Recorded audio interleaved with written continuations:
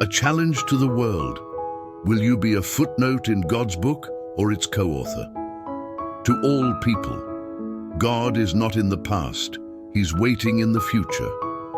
To secularists, before dismissing religion, engage its most profound reconstructions. To Muslims, your faith was never meant to be a relic. Reclaim its revolutionary core. Welcome to Bookscape Epic Reads, where we dive deep into the world of popular books, exploring timeless classics and modern bestsellers alike. Join us for in-depth reviews, insightful discussions, reflections. Let roll. Muhammad Iqbal's The Reconstruction of Religious Thought in Islam reaches its theological crescendo in this pivotal section, where he dismantles centuries of calcified dogma and reconstructs Islam's core doctrines with breathtaking intellectual audacity. Here, Iqbal doesn't merely tweak traditional interpretations, he dynamites the foundations and rebuilds them for the space age, proving that Islam, when liberated from literalism, can answer humanity's deepest contemporary crises. The crisis of frozen faith, when religion stops breathing.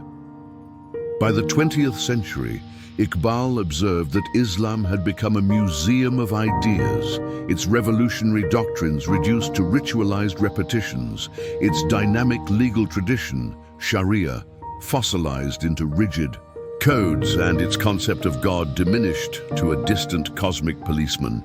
The Ulama, scholars, had locked the gates of Ijtihad, independent reasoning, treating Islam as a completed system rather than a living conversation with the divine. Iqbal's diagnosis was radical. Muslims weren't suffering from too much modernity, but from too little Islam, the real, evolving, intellectually vibrant Islam of the Quran and early Muslim philosophers. His reinterpretations targeted three pillars: God, from static sovereign to creative force. The problem, traditional kalam, theology, portrayed Allah as an absolute monarch, unchanging, unmoved, and disconnected from human struggle. This led to fatalism. Allah has predetermined everything, and passive worship.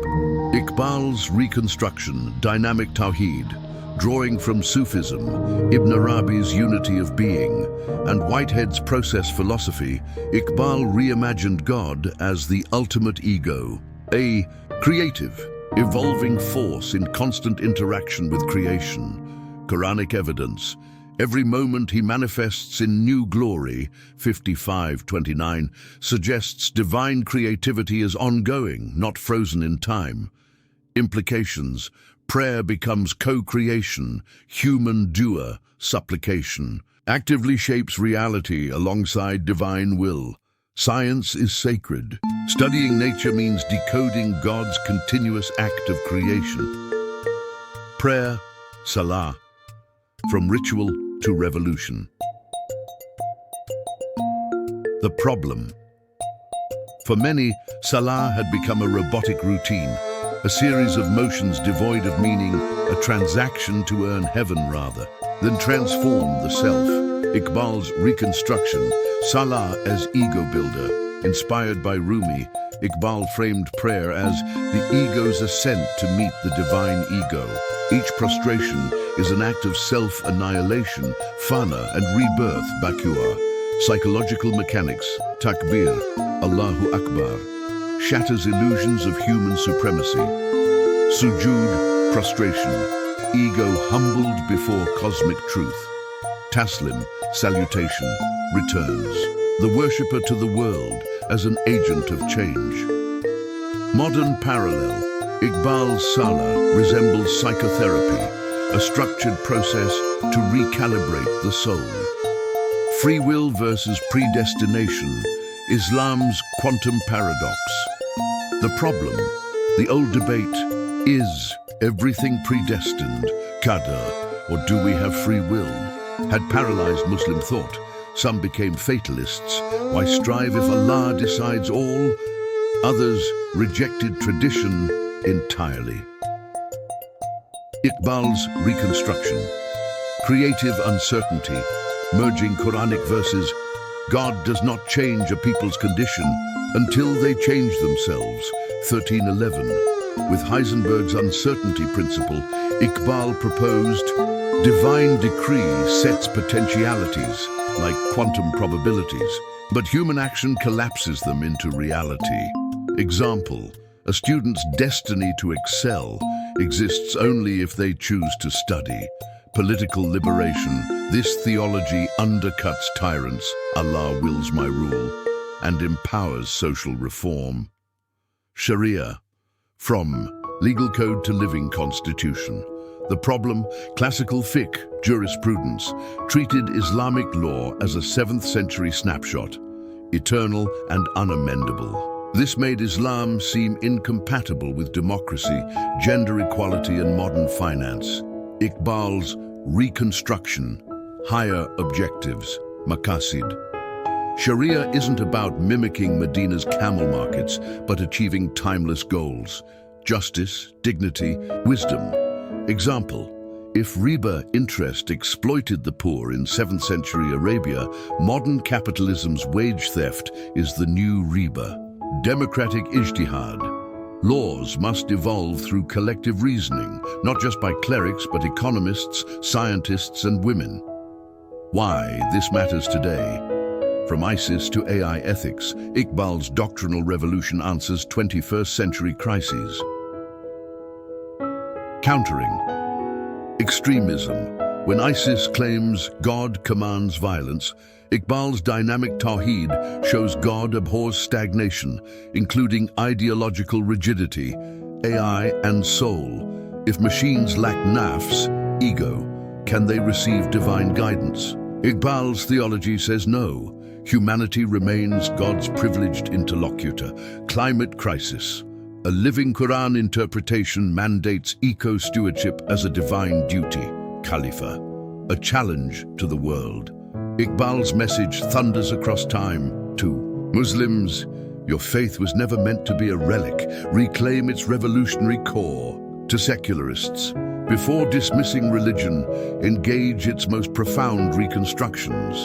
To all, God is not in the past, He's waiting in the future.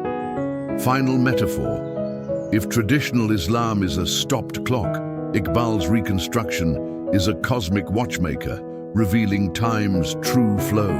In the heart of the reconstruction of religious thought in Islam, Muhammad Iqbal unveils his most radical doctrine, the immortality and cosmic significance of the human ego, Khudi. This is no mere philosophical abstraction. It is a thunderous declaration that every individual soul is an eternal collaborator with God in the unfolding drama of existence. Here, Iqbal dismantles medieval passivity and constructs a metaphysics of human empowerment that bridges Rumi's ecstasy, Nietzsche's will, and Einstein's relativity into a singular Islamic renaissance, the crisis of the diminished self. For centuries, Islamic theology had oscillated between two extremes: annihilationist Sufism, the ego, nafs, as an illusion to be erased in God, fana; fatalist orthodoxy, humans as puppets of divine decree, qadr, their actions cosmically insignificant. Iqbal saw both as betrayals of the Quran's revolutionary anthropology. We offered the trust to the heavens and earth, but humanity bore it. 33:72. You are God's vicegerents, Khalifa on earth. 6:165. The result? A civilization that once produced Ibn Sina and Al-Hazan now produced generations waiting for miracles or the afterlife. Iqbal's Reconstruction. The ego as divine spark, Khudi, the self as cosmic actor beyond Descartes, I think. For Iqbal, the ego, Khudi, is not just a thinker but a creator, echoing God's own creative power, be and it is. Sufi roots, modern form, Rumi's "You are not a drop in the ocean, you are the ocean in a drop," merges with Bergson's élan, vital, weak. Ego submits to environment, fatalism, colonialism. Strong ego shapes reality, artists, scientists, prophets. Historical example. When Ghazali declared philosophy haram, the Muslim ego shrank. When Ibn Rushd fought back, it briefly reclaimed its destiny. Immortality, not paradise as reward, but self as legacy. Critique of otherworldliness. The promise of houris and palaces had reduced heaven to a consumerist fantasy. Iqbal's alternative. Physical death, merely a transition between forms of creative activity. True immortality. The ego's deeds eternally reshape the universe. The poet's words outlive his flesh. Quranic basis. Whatever good you send ahead you will find. With God, 2:110, becomes a law of cosmic conservation. Free will as quantum jihad. The paradox. If God knows all, how can humans be free? Iqbal's solution. Divine knowledge is not a pre-recorded film, but a live unfolding. God experiences time with us, influenced by Einstein's relativity. Human choices create new divine knowledge. When you repent, God's mercy discovers new expressions. Political impact. Destroys fatalist excuses for tyranny, Allah will's oppression. The strong ego demands democracy. The science of the soul. Iqbal's dialogue with 20th century science makes his theology shockingly contemporary. Quantum physics. The observer's role in collapsing wave functions mirrors the ego's creative power. Neuroscience. If consciousness emerges from matter, why can't it transcend it? The brain is the ego's workshop, not its prison. AI's limits. Chatbots lack Khudi. They simulate but cannot love or will, proving the soul's uniqueness. Why this matters today. Against nihilism, in an age of depression and meaninglessness, Iqbal shouts, "Your life is an eternal project, post-colonial." Liberation. The weak ego explains why the Muslim world still seeks validation from West China. Transhumanism's trap. Cyborg fantasies misunderstand immortality. It's not about uploading brains, but elevating souls. A challenge to every reader. Iqbal's question burns through centuries. Will you be a footnote in God's book or its co-author?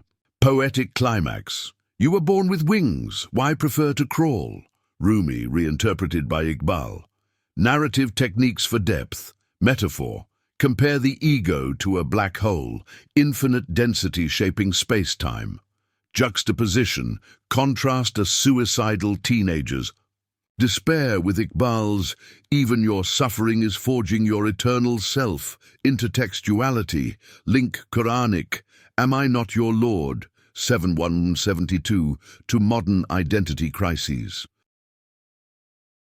Don't forget to comment, like and subscribe.